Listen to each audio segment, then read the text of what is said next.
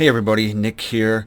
Hope everyone's doing well. Well, it is officially kind of the end of June right now, and I thought it'd be a good time to kind of dive into the top horror movies set during summer. But before I get into that, I just want to take a minute just to talk about this channel.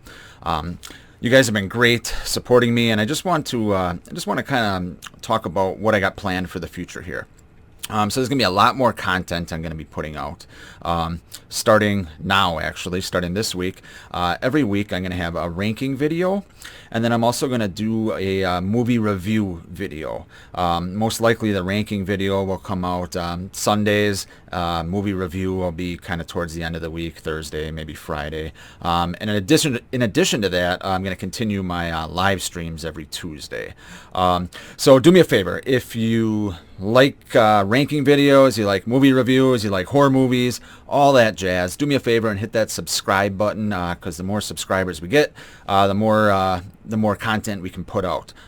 So yeah, appreciate all the support, like I said, and I'm going to be pumping out a lot more shit. So definitely looking forward to that, and looking forward to your guys' reaction to that, and having some good debates and having a good community here. So enough of the self-promotion. Let's talk about my top 5 summer horror movies, with a little caveat here. So first of all, these are only going to be movies that I have seen. Believe it or not, I haven't seen every movie out there. I haven't seen every horror movie out there. So that's number one. So there could be some on this list that might be missing, where you might be like, how the hell did he not have that on there? Well, it's just a movie I haven't seen. So I'm obviously not going to, rank a movie that I haven't seen yet. But I definitely appreciate it if you guys let me know some good ones to check out that you might think are missing on this list. And number 2, summer needs to play an integral role to the plot in this movie. So, there might be, there could be like, a Nightmare on Elm Street movie that technically takes place, in summer. Summer doesn't really play a role in how that movie is portrayed and the plot of the movie. So I'm not going to include that on there. And then third and finally, I'm only going to choose one movie from a franchise. So for instance, Friday the 13th, most of those movies, take place at summer camp. I'm not going to have 4 Friday the 13th movies on this list. So that being said, let's get right into it. And before we get to number 5, I do have an honorable mention that I want to talk about. It's a movie I actually just saw a couple days ago, and it is called Summer of '84. I really enjoyed this movie. I thought it was just a fun movie. Saw it on Shudder. Saw it sitting there on Shudder. I figured I'd check it out. It's got a really Stranger Things It vibe to it. Came out in 2016. So right at the beginning of that, nostalgia phase that was coming on, and it kind of got lost in the shuffle a little bit between Stranger Things and when it got remade here. So it kind of, like I said, it got a little bit lost. So you don't really hear too much about it, but I thought it was a really good, fun movie. In fact, I wasn't even going to mention it on here though, until the ending. This movie has a kick-ass ending. I'm not going to spoil it for you, but I could not believe they went there. Once I saw the ending, I figured I had to mention it on here. So if you haven't seen Summer of '84, like I said, it's only 4 years old. Go check it out. It's a really, really cool movie. Even if you don't love it, I guarantee you'll have a good time watching it. It's just, like I said, it's just a fun movie. So that's my honorable mention. And now let's get to number 5. So number 5 is a movie that came out in 2019 called Midsummer. This movie had a lot of buzz when it first came out. It is an Ari Aster movie, pretty typical Ari Aster movie, where it's just very uncomfortable. Basically, you have a group of kids, not really kids, college students, basically, that go to, I want to say, is it Sweden? God, if I butcher that, someone will let me know. But I think they go to Sweden for the not annual, but it's like a midsummer festival that happens every 100 or so years. And things just get really, really weird. I'm not going to spoil a lot of these movies and get into too much of the plot and too much of kind of the twists and turns of these movies. But, this is just one of the movies that, you're just sitting there watching this movie and you're just kind of waiting, and it just starts getting a little weirder and weirder, and you're just kind of waiting for the shoe to drop and shit to really get real. And eventually it does. I actually think Ari Aster kind of has mastered, the movies of kind of just making you feel uncomfortable the whole time. I don't even know if I necessarily classify it as straight up like a horror movie for the entire runtime, but it's definitely got like an eerie, ominous vibe. So it takes place during middle of summer, so that is going to be my number 5. Number 4 on my list is going to be from 1997, I Know What You Did Last Summer. Look, this movie came out right a year after Scream. So, you had the Scream craze, slashers, and horror movies kind of back. And of all the movies that kind of used the Scream formula, you had this, you had Urban Legend, you had scores of others. I think this one did it best besides the Scream movies. Like I said, the cast is just very 90s. You got Freddie Prinze Jr., Sarah Michelle Gellar, Jennifer Love Hewitt, and Ryan Felipe. And even though because of that cast, it kind of dates the movie a little bit. The time frame that this movie's taking place. But just the cast has a lot of great chemistry with each other. Basically, they accidentally, if you haven't seen it, here comes a spoiler, but they accidentally kill a guy in a drunken type driving accident, and they decide to get rid of the body. Come back next summer back home, and someone starts killing people off with notes saying, I know what you did last summer. So I really enjoyed the vibe of this movie. It's set on kind of like an ocean town. Can't remember if it's Pacific Ocean or Atlantic Ocean, doesn't really matter.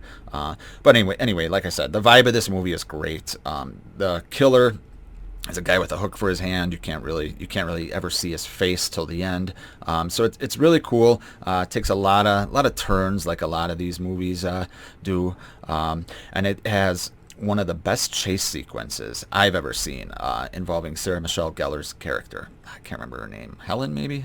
Yeah, I think it's Helen. But one of the best chase sequences I've ever seen. It just goes on forever, and it's really, really creepy. And just I really like this movie. Like I said, out of all the Scream kind of knockoffs, ripoffs, whatever you want to call them, out of all of those, I think this one does it best. There's a sequel. It's not as great. It's watchable, but it's nothing compared to the original. So go check out I Know What You Did Last Summer if you haven't seen that. Coming in at number 3 is going to be a movie from the early 80s, 1983's Sleepaway Camp. Look, this movie is not as popular as some of the other movies on this list. In the horror community, it's pretty well known, and it's mainly well known because of a twist, which I'm not going to spoil for you guys. Excuse me. But basically, the movie starts out with a boating accident. You have a dad and 2 kids, and the dad and one of the kids is killed in an accidental boating accident.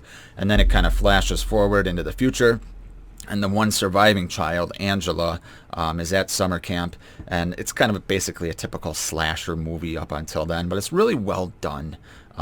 Like some of the kills are really great, but the main reason it's on here is for the twist ending, which I don't know about you guys, but I didn't see coming. This movie's 37 years old now, so technically most of you might know about the twist ending, but if you don't, I'm not going to spoil it for you, but go check it out. Sleepaway Camp. Top 2 now. Number 2 is going to be the original Friday the 13th. This also has kind of, I guess you could call it a twist ending, but most people, this is pretty well known in the fact that remember, it's not Jason Voorhees, it is Pamela Voorhees, his mother, doing the killing here.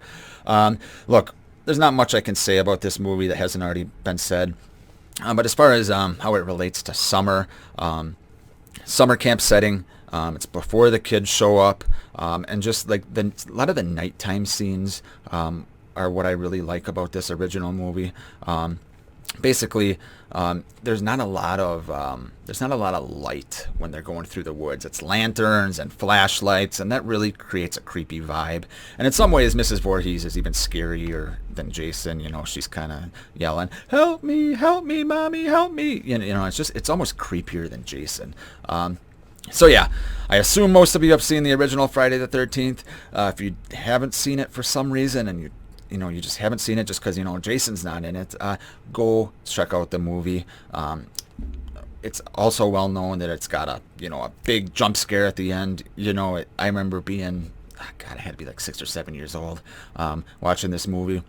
And the jump scare really got me so bad that I actually hit the fucking floor as a kid. And it was like, I wasn't shaking, but I hit the floor. It just got, my heart was pumping so hard.